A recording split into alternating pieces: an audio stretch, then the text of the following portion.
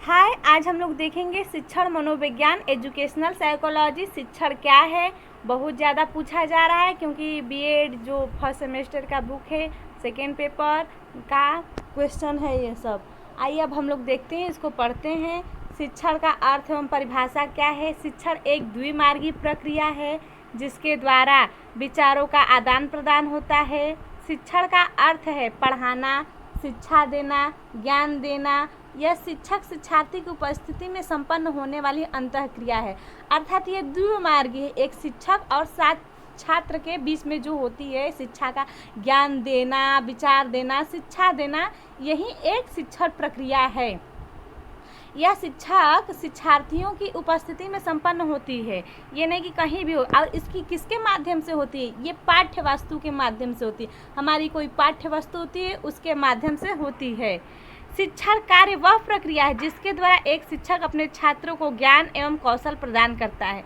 ज्ञान एवं कौशल को प्रवाहित करने वाली कार्य प्रक्रिया एवं कला को शिक्षण कहते हैं। शिक्षण की कुछ महत्वपूर्ण परिभाषाएं हैं जिसे हम अभी देखते हैं। ये इस प्रकार से है। एडमंड एंड एमिडन के अनुसार शिक्षण अर्थात टीचिंग एक अंतःक्रियात्मक प्रक्रिया है जो कक्षागत परिस्थितियों में वांछित लक्ष्यों को प्राप्त करने के लिए शिक्षक तथा विद्यार्थियों के मध्य होती है। आप लोग देख सकते हैं कि क्या है, शिक्षा एक अंतःक्रिया है जो कि कक्षागत जो कक्षा चलती है उनकी परिस्थितियों में वांछित लक्ष्य, जिसे हम कुछ न कुछ लक्ष्य सोच के जाते हैं, उन्हें प्राप्त करने के लिए शिक्षक तथा विद्यार्थियों के मध्य ये प्रक्रिया होती है। इसी को हम लोग क्या बोलते हैं? शिक्षण। और अब हम लोग देखेंगे बीओ स्मिथ के अनुसार। बीओ स्मिथ ने क्या परिभाषा दिए हैं? शिक्षण क्रियाओं की एक विधि है जो सीखने की उत्सुकता जागृत करती है। आप लोग देख लिए कि शिक्षण क्या है। शिक्षण एक क्या है? विधि है। शिक्षण के द्वारा क्या होती है? हम लोग सीखने की उत्सुकता हमारे अंदर जागृत होती है। बीओ स्मिथ के अनुसार, ये इम्पोर्टेंट है, इसको याद कर लीजिए। अब हम लोग देखेंगे रायबर्न के अनुसार। देखिए, इन्होंने बताया कि शिक्षा में 3 केंद्र बिंदु होते हैं। पहला शिक्षक, बालक एवं पाठ्य वस्तु। जैसे कि हमने पहले ही बताया था, शिक्षक हमें क्या करता है? ज्ञान देता है, बालक उसे सीखता है और पाठ्य वस्तु के माध्यम से होता है। शिक्षण इन तीनों से स्थापित किए जाने वाला संबंध है। इस प्रकार से हम इन दोनों अवधारणाओं में कुछ सुधार कर दोनों का सम्मिश्रण कर दिया जाता है, अधिकतम कल्याण किया जाता है। अब हम लोग देखेंगे शिक्षण की प्रकृति। इस शिक्षण की प्रकृति क्या है? Nature of teaching. वर्तमान में कोई ऐसा क्षेत्र नहीं है जहां शिक्षा के अभाव में कार्य किया जाए। आज के हम लोग डेट में देख रहे हैं कि ऐसा कोई भी स्थान नहीं है जहां की शिक्षण के अभाव में कोई कार्य किया जा रहा है। इसके आधार पर शिक्षण की प्रकृति निम्नलिखित है। आप लोग देख रहे हैं कोई भी ऐसा क्षेत्र नहीं जहां शिक्षण का अभाव हो। शिक्षण एक सदस्य प्रक्रिया है। शिक्षण एक सदस्य प्रक्रिया है। हमने जैसे जाना कि देखिए, शिक्षण का एक विशिष्ट उद्देश्य होता है जिसको ध्यान में रखकर शिक्षण कार्य किया जाता है। इस प्रकार यह एक सदस्य प्रक्रिया हो जाती है। सदस्य मतलब इसकी कुछ न कुछ हमारे पास उद्देश्य होती है। इससे आप लोग समझिए कि अगर हम शिक्षण लेने जा रहे हैं, बस शिक्षण हमारा हो रहा है, तो हमारा कोई न कोई तो उद्देश्य होती है और इन्हीं सदस्य ये प्रक्रिया, इसका एक निश्चित लक्ष्य होता है जिन्हें शिक्षण के माध्यम से प्राप्त करने का प्रयास किया जाता है। शिक्षण एक अंतःक्रिया भी है। अंतःक्रिया का मतलब शिक्षण हमेशा कोई न शिक्षण का कार्य शिक्षक एवं शिक्षार्थी दोनों का द्वारा पूर्ण किया जाता है। शिक्षक अथवा शिक्षार्थी दोनों में से यदि कोई भी अनुपस्थित रहेगा तो यह कार्य संभव नहीं होगा। इसमें परस्पर दोनों के मध्य अंतःक्रिया होती है। जब दो लोगों के बीच आपस में कोई भी चीज़ प्रभावित करती है तो क्या होती है? अंतःक्रिया। जैसे शिक्षण और छात्र के बीच प्रभावित करती है पाठ्य वस्तु। इसकी देखिए तीसरा हम लोग देखेंगे इसकी प्रकृति। इसकी प्रकृति कला एवं विज्ञान दोनों ही है। यह देखिए, शिक्षण के विकास में कुछ लोगों का मानना है कि यह कला है, जबकि कुछ लोग मानते हैं कि नहीं ये विज्ञान है। परंतु वास्तव में कहा जाए तो ये कला और दोनों विज्ञान दोनों प्रतीत होता है। कला होने के पीछे यह तर्क दिया गया है कि यह अन्य कलाओं की भांति देश, काल, परिस्थिति के अनुसार चला आ रहा है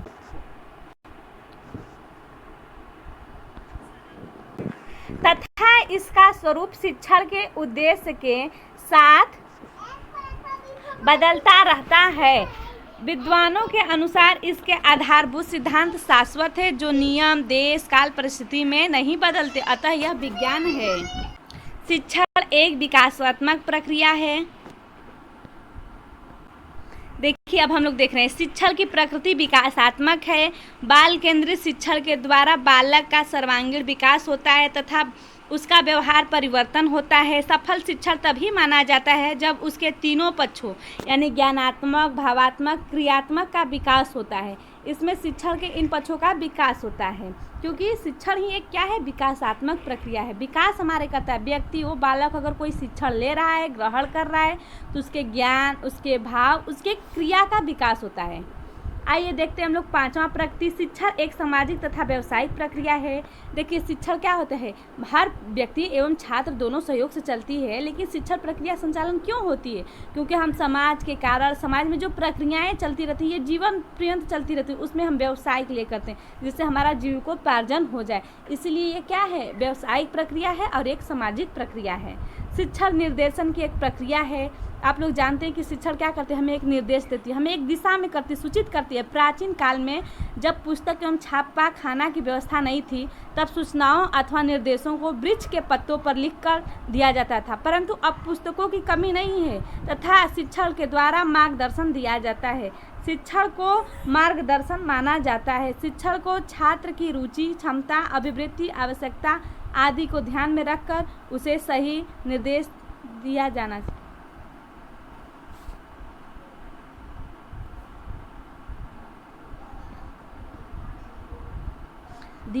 चाहिए।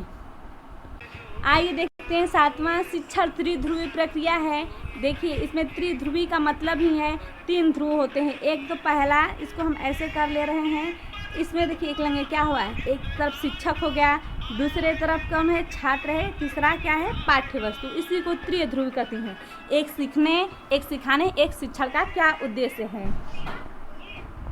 शिक्षण में भाषा संप्रेषण का कार्य करती है। कहीं भी शिक्षण होती है तो संप्रेषण का, अगर हम भाषा कर रहे हैं, भाषा सीख रहे हैं, क्या होता है, संप्रेषण। संप्रेषण मतलब सुनना, बोलना, एक दूसरे से बात करना, वहाँ संप्रेषण होता है।